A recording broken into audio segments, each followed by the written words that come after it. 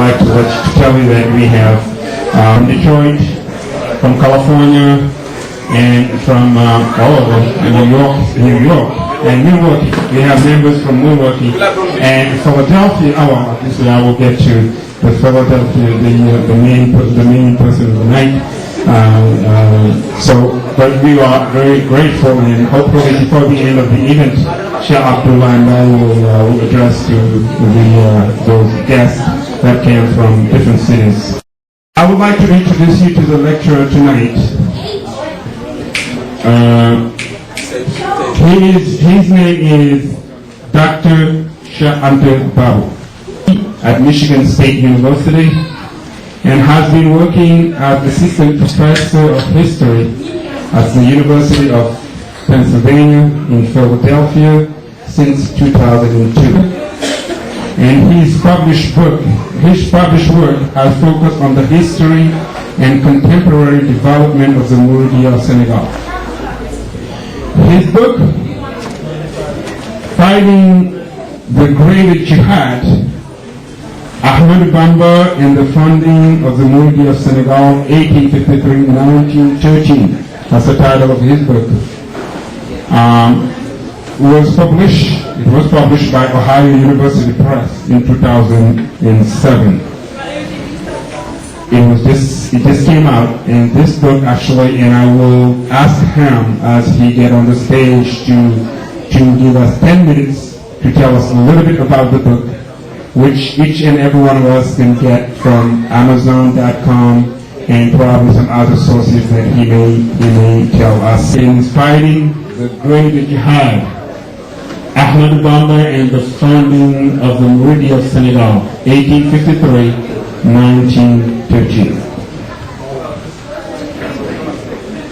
Dr. Babou has written extensively on the Muridism and the Senegalese diaspora, and his articles have appeared in scholarly journals such as Journal of African History, African Affairs, Journal of Religion in Africa, and International Journal of African Historical Studies. Dr. Babou has also presented papers in international meetings on the history of Islam in Africa, in the United States, in France, in the Netherlands, and in Senegal. Each year, he offers the keynote lecture in English for Ahmadou Bamba Day, which is held every July 28th at the headquarters of the United Nations in New York City. This event, that particular event in New York City, regroups over 1,000 people and is broadcast, as you all know, broadcast live on the internet throughout the United States website. So every year you can watch, you see this particular year, 2007 at the United Nations, you have seen Dr. Cheikh Anta Babou give a brilliant lecture at that particular event. At this point, I would like to tell you the topic of the night. Cheikh Anta Babou will give a lecture on the following topic: exploring the legacy of Cheikh Ahmadou Bamba, the ethical responsibilities and practices of the Muridism. Cheikh Anta Babou to the stage. Thank you for coming around tonight. To first start by recognizing and then paying respect to all the brothers and sisters gathered here today. I also would like to commend and congratulate our brother Abdullah Bamba for the great job he is doing here as a mentor but also as an educator. It's an honor and a great pleasure for me to share with you today my thoughts on a topic that is of great interest to all of us here, but also to Muslims around the world. I've been asked by Sheikh Abdullah to entertain you about the legacy of Sheikh Ahmadou Bamba. But you are certainly aware that, as I am, that it is not possible to do justice to such an important topic in the time allotted for this presentation. Sheikh Ahmadou Bamba's legacy is in fact immense and multidimensional. And it would take the talent of a multidisciplinary team of scholars to just begin exploring it. Today I pursue a more modest objective. I intend to analyze some of the Sheikh's writings and his practices, to examine some of the core principles and practices that, in my view, underpin the ethic of personal and social behavior. But before getting to today's lecture, I would like to talk a little bit about the book which Sayyid Morjan asked me to do. This is a book I published with Ohio University Press just 2 months ago.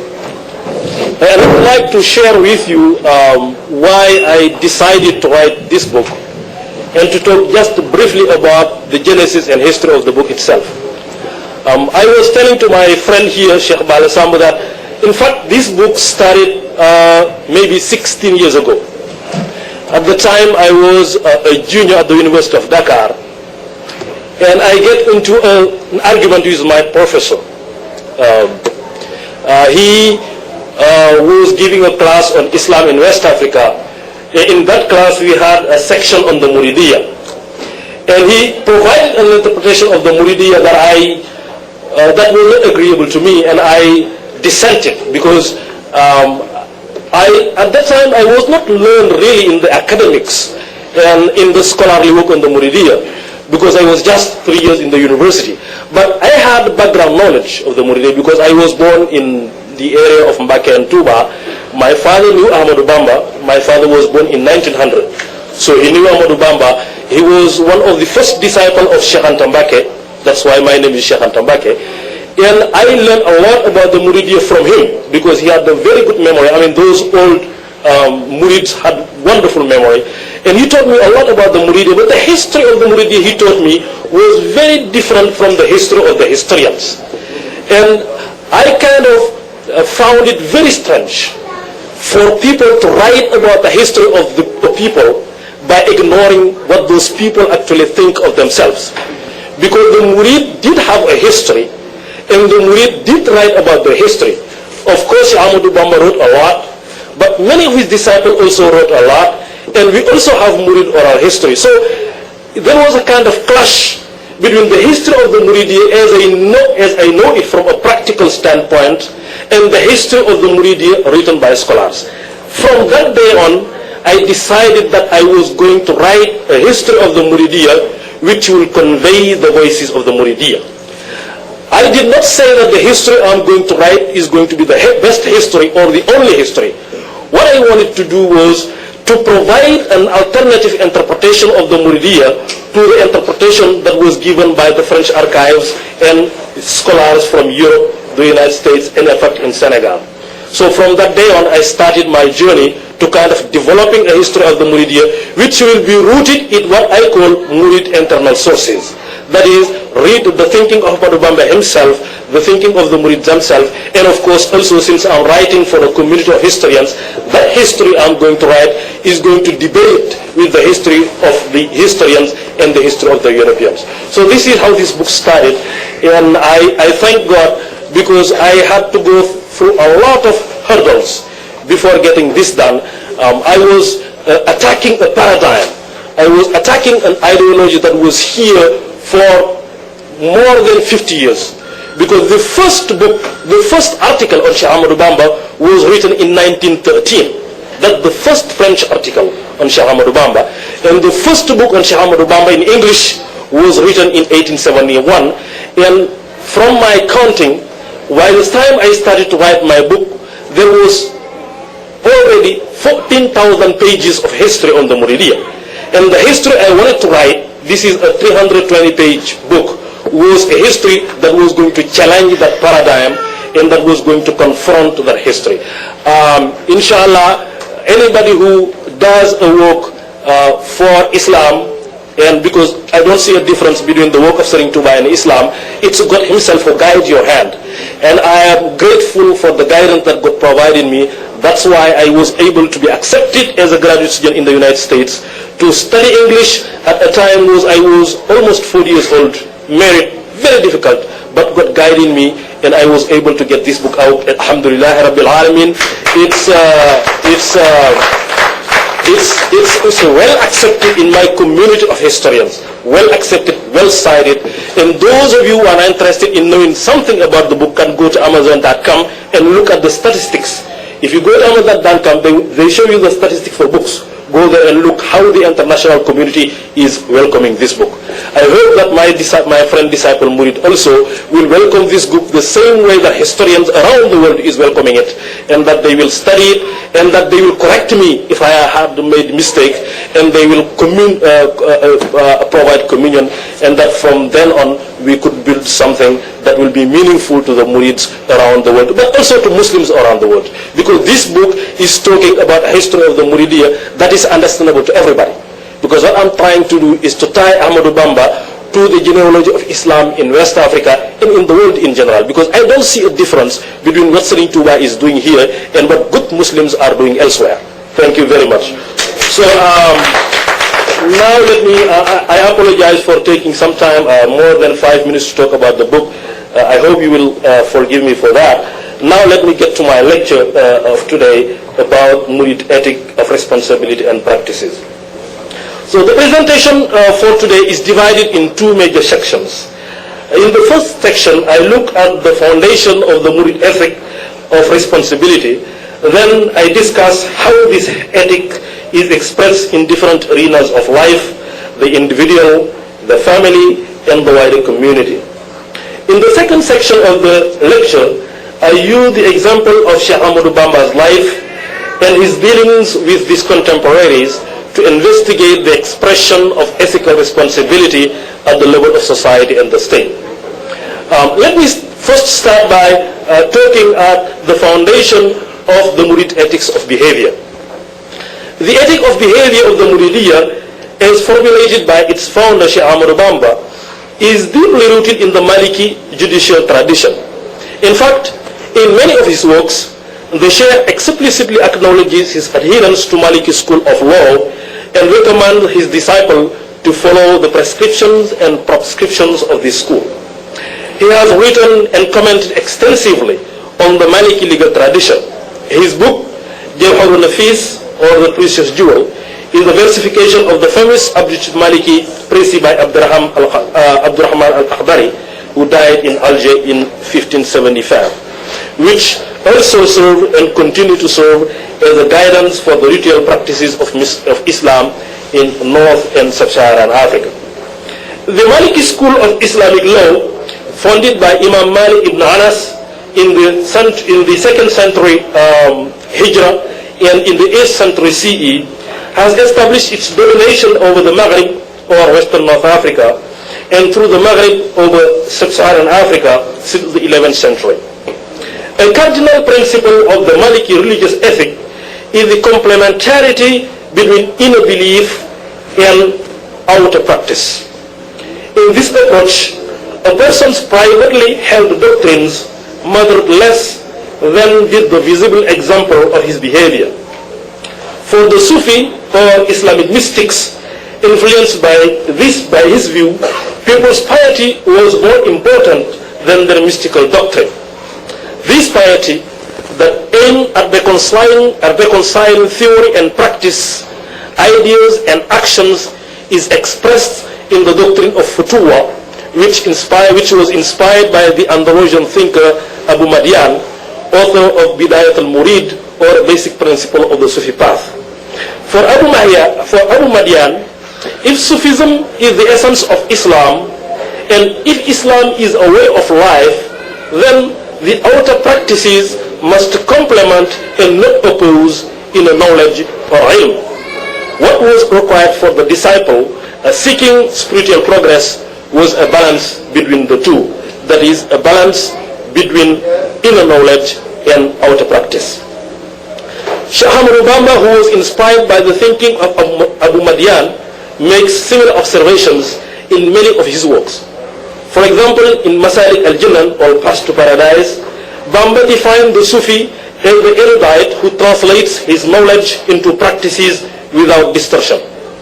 In Maqaliq al-Niran, or the locks of hell and the keys to heaven, he wrote special importance on good behavior, which for him is the best of jewelry to adorn one's life with. Following the Cheikh al-Daymani, he noted that good behavior constitutes 2/3 of devotion.